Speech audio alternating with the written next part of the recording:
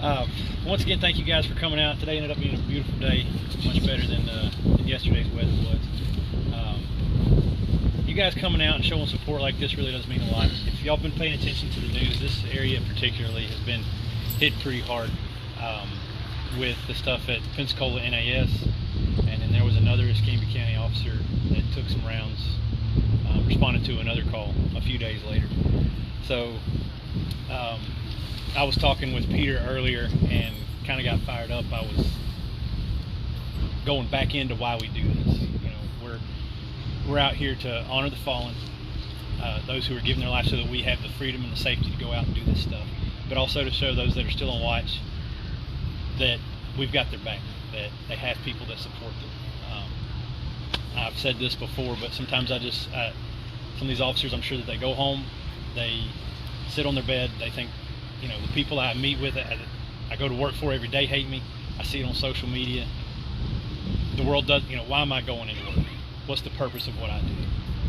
So hopefully they're going to see what we do out here, where actions speak louder than words, and see the support and go back to work the next day and continue trying doing their best to keep us safe. Peter picked up some patches. This has kind of been turned into like a support patch for the stuff that happened over at Pensacola NAS. So what I'm going to do for today is I'm going to go ahead and Ruck this patch. So we have these. I know some of them had specifically requested some from Peter, so we're able to get one of those.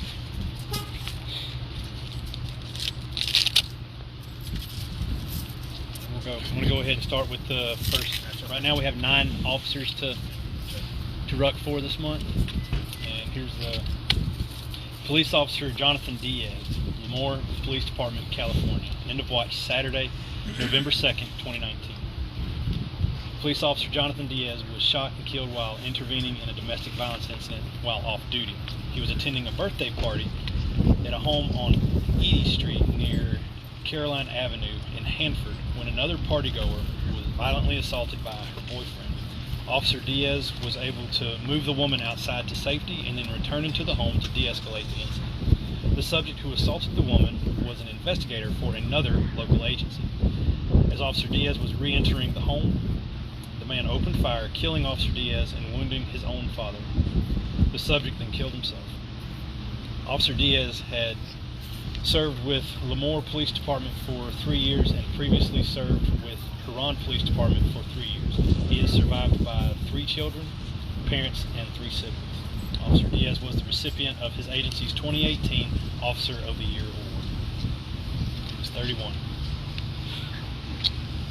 I have Interim Police Chief Michael Knapp in Landine Police Department, Washington. Interim Police Chief Michael Knapp succumbed to injuries sustained the previous evening when he was struck by a pickup truck in the 2000 block of 4th Street. He was crossing the street to attend a special city council meeting at the city hall, introducing the 3 finalists for the permanent police chief position. The vehicle that struck him had its headlights off after sunset. Chief Knapp was flown to a hospital in Seattle with severe injuries and died the following day. Chief Knapp had been appointed the interim police chief 6 months earlier. He was a former police chief with the Milpitas, California Police Department and deputy sheriff with the Santa Clara County Sheriff's Department. He was the chief of police for the city of Medina, Washington between 1998 and 2003 and was appointed chief of police in September of 2005, where he served until his retirement in 2016. Chief Knapp was a member of the California Bar Association, is a graduate of the 100th session of the FBI National Academy and the Foreign Service Institute. United States Department of State, okay.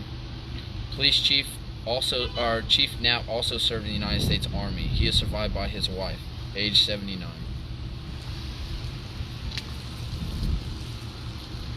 Jorge Del Rio, Dayton Police Department, Ohio. End of watch Thursday, November 7th. Detective Jorge Del Rio succumbed to gunshot wounds sustained on November 4th, 2019 while serving a search warrant as part of a DEA task force He and other members of the task force had made entry into the home at 1454 Ruskin Road and were in the process of securing it when a subject hidden in the basement opened fire on Detective Del Rio descending the stairs. Detective Del Rio was struck twice in the face and suffered critical wounds. Other officers immediately rescued him from the home and drove him to a nearby hospital where he remained on life support until November 7, 2019, so his organs could be donated. More than 9 kilograms of fentanyl, cocaine, and 60 pounds of marijuana were seized from the home. 4 subjects were arrested and are facing federal murder and narcotics charges. Detective Del Rio had served with the Dayton Police Department for 30 years and had been assigned to the DEA task force for 18 years. He is survived by his wife, children, and grandchildren. Age 55, tour 30 years. Deputy Sheriff McKean Brooks, end of watch Wednesday, November 13th, 2019. Deputy Sheriff McKean Brooks was killed in a single vehicle crash while responding to shots fired call at approximately 11:30 p.m. He was driving on Highway 158 just outside of Gettysburg when his patrol car left the roadway, entered a ditch, and overturned several times. He was transported to a local hospital where he died 30 minutes later. Deputy Brooks had served with the Northampton County Sheriff's Office for only 6 months. He is survived by several children. Badge number 414. Deputy Sheriff Stefan Ruiz. Deputy Sheriff Stefan Ruiz was killed in a vehicle crash at the intersection of Oak Plains Road and Route 41A South in Montgomery County at 2:15 p.m. His patrol car was struck as it entered the highway. Deputy Ruiz was a U.S. Marine Corps veteran of Operation Desert Storm and served in law enforcement for 24 years. He is survived by his wife, 2 children, and 3 siblings, age 50. Investigator Cecil Ridley, Richmond County Sheriff's Office, Georgia, in the watch Tuesday, November 19, 2019. Investigator Cecil Ridley was shot and killed while conducting a subject stop at a convenience store at the intersection of Martin Luther King Jr. Boulevard near 12th Street in Augusta. He was conducting proactive patrols with other members of the narcotics unit in response to recent gun violence in the area. They observed a group of individuals loitering in the front of the convenience store and attempted to contact them. Upon seeing the investigators, one of the subjects walked into the store but was approached by a deputy inside. He began walking back outside when he saw Investigator Ridley walking into the store. The man immediately opened fire, striking Investigator Ridley. The other deputies returned fire as he fled into the parking lot, wounding him before taking him into custody. The suspect who shot Investigator Ridley was on parole for possession of cocaine with the intent to distribute, age 51. Police Officer Rashid McLean, Detroit Police Department, Michigan, end of watch Wednesday, November 20th, 2019. Police Officer Rashid McLean was shot and killed while responding to a domestic violence in which a woman's boyfriend had broken into her home and threatened the occupant with a firearm. When the responding officers arrived on the scene, they encountered the victims outside. They informed Officer McLean that the man was inside of the home and armed. Officer McLean and other officers began clearing the home to locate the subject. They had cleared the main level and the second floor before they began to clear the basement.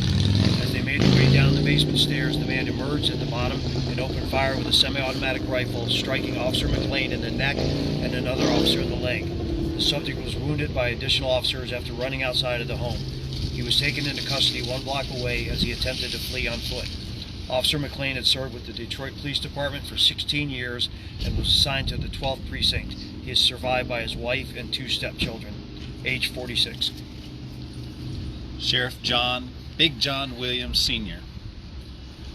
Sheriff John Williams was shot and killed around 8 p.m. while responding to a trespassing and noise complaint call at a gas station convenience store at the intersection of Highways 21 and 97 and 8. He had responded to the store after the owner called to report a large gathering of people in the parking lot who refused to leave. Sheriff Williams arrived at the scene and was speaking with an occupant of a truck about its loud music when the male shot him. The male, the son of a neighboring Montgomery County Sheriff's deputy, fled the scene but later returned and turned himself in. The truck was later determined to have been stolen. Sheriff Williams was a U.S. Marine Corps veteran and had served in law enforcement for more than 40 years. He is survived by his wife and children. Master at Arms Oscar J. Torres. United States Navy Security Forces, U.S. Government, end of watch Saturday, November 30th, 2019. Master-at-Arms 3rd Class Oscar Torres was killed when his patrol car was intentionally struck by a vehicle that had run the gate at Joint Expeditionary Base Little Creek Fort Story in Virginia Beach, Virginia. The vehicle entered Fort Story at Gate 8 on Atlantic Avenue by driving the wrong way in the outbound lanes at a high rate of speed at 7:35 p.m. Personnel at the gate immediately requested assistance, and MA3 Torres began to respond to the scene. The civil driver of the vehicle intentionally struck Master-at-Arms 3rd Class Torres patrol car head-on, responded to locate the vehicle. Torres was transported to Virginia Beach General Hospital, where he died a short time later. The subject, who was also injured, was taken into custody. His motive for entering the base is under investigation. Torres had served with the United States Navy Security Forces for only 10 months. He is survived by his wife and 2-year-old son, age 23. Something I forgot to mention, I don't know if you, on 2 of the stories were situations where the officers were dealing with people that they knew. One of them, the officer was at a party with friends and family, and another one responded to an incident where one of the subjects there was a son of a fellow deputy. They were in situations dealing with people they knew. This job's not always cut and dry. We're going into situations, officers are going into situations that may not always be very clear, and things turn out very unexpected. So just keep that in mind sometimes whenever you see some of these officers out on the road. They don't know what they're going to, and nobody else does either. So today we're going to ruck in honor of these officers. We're also going to ruck these patches to honor those military and law enforcement that went towards the gunfire.